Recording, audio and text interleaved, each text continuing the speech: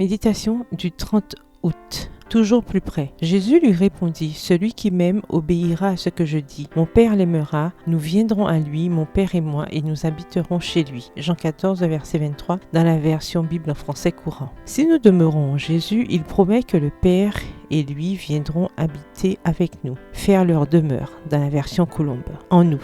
Jésus est en train de dire, « Le Père et moi, par l'intermédiaire du Saint-Esprit, nous allons emménager dans votre cœur. » Cette phrase ne nous surprend pas, parce que nous ne vivons pas à l'époque des disciples, quand seul le grand prêtre pouvait entrer dans le lieu très saint et être en présence de Dieu. Cependant, une telle proximité a dû scandaliser et troubler les disciples. Dieu désire-t-il demeurer en nous ? 1 Corinthiens 6, versets 19 à 20. Sans voile de séparation ni distance de sécurité ? Exode 19, le verset 12. Allons-nous mourir si nous nous approchons trop ? 2 Samuel 6, versets 6 à 7.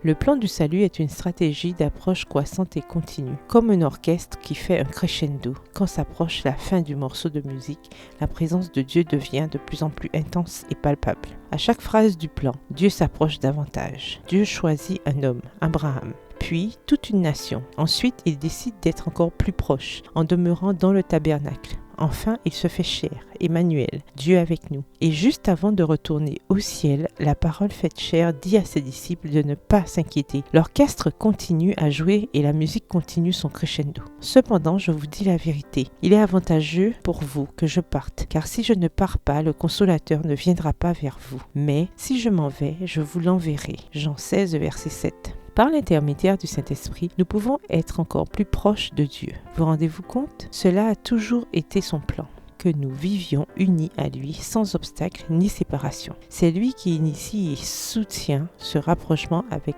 persistance. Le récit de la Bible ne traite pas principalement du souhait des personnes d'être avec Dieu, mais du souhait de Dieu d'être avec les personnes. Écrit John Ortberg dans God is closer than you think. Dieu est plus proche que vous ne le pensez. C'est vrai, Dieu non seulement veut emménager dans votre cœur, mais il a déjà fait ses valises et frappe à la porte. Pouvez-vous l'entendre ? Prière. Même si les cieux ne peuvent te contenir, tu veux vivre dans mon cœur petit obstiné. Comment pourrais-je refuser une proposition aussi attendrissante ? Viens Jésus, je t'ouvre ma porte. Amen. Bonne journée, que l'Éternel vous bénisse.